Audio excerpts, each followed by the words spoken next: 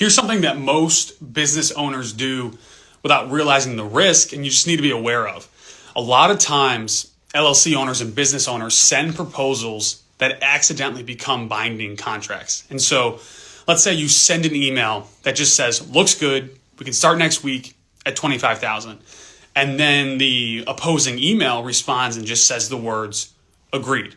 That can absolutely be a contract. And legally, you only need three things: offer, acceptance, and consideration.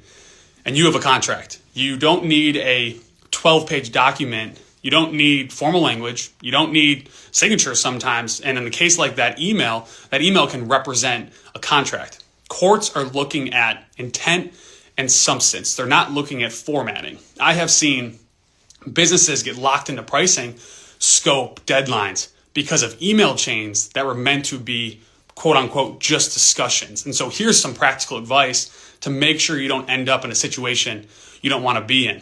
If you are negotiating, say that clearly. Use phrases like subject to a formal agreement or a non-binding discussion. Make sure that's in your email. You can even have a signature line that says, we need a formal contract. If you are sending pricing, clarify whether it's a proposal or a draft for negotiation. And if you are not ready to be bound, do not write like you are. Do not try to push the limits to negotiate. Make sure it's very clear if you're negotiating or you're entering a contract. In business law, contracts form faster than people think.